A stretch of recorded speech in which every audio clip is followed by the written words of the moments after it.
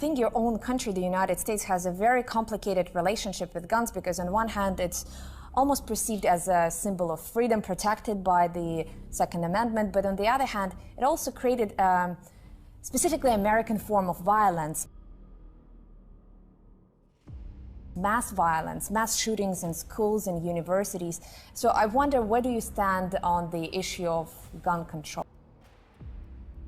in the United States? Well, first of all, I believe in the Second Amendment and the Constitution more than anything in the world. And I think that Adolf Hitler, for example, when he wanted to annihilate the people of Germany, the first thing he did was take away their gun. And the rights to bear arms wasn't just to protect the people from foreign invaders, it was to protect them against evil governments and anyone that would violate their inherent rights as a human being. So I believe in the Second Amendment, and I believe that, I hate to say this, a lot of these mass murders and all this funny stuff that's going on, I believe a lot of this is engineered. And yet, in the aftermath of the, I think it was Newtown shooting, you were engaged in a Connecticut program, I think, to teach children in self-defense. Do you think those skills would be helpful if they were faced with somebody who was armed to the teeth? Well, first of all, I wasn't teaching children to defend themselves. I was teaching what's called the posse, which are sworn officers to come in and defend schools. And so these are people that have had training with firearms. They have had police training. They're just not on my level, but they are, sworn.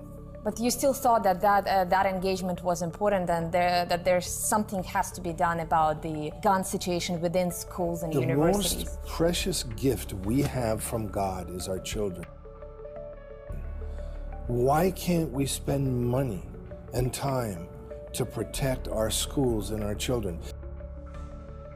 They have armed guards at every bank, at every jewelry store. Shout out to Steven Seagal. This individual literally just let y'all know that all these mass shootings are engineered by the mass media. So understand, anytime you see something that says mass shooting, just be clear that it's not what you think it is. What the government and the media is trying to do is use shootings as a way to find out how they can take the guns from the people so they can't protect themselves, which is why I also like the fact that Steven Seagal mentioned the Second Amendment, which is a well-regulated militia being necessary to the security of a free state. The right of the people to keep and bear arms shall not be infringed, which clearly means that everyone has the right to protect themselves and the ones that they love.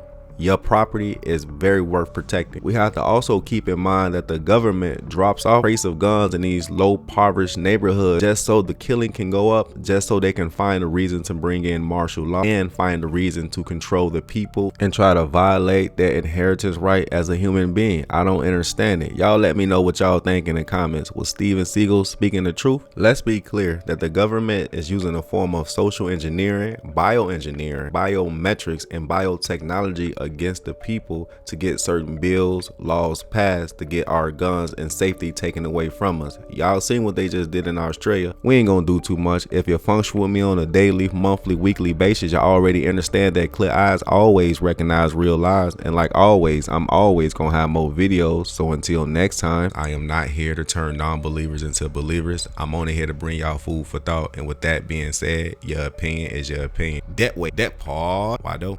Michael and I also want to acknowledge... I mean, this dude is a genius.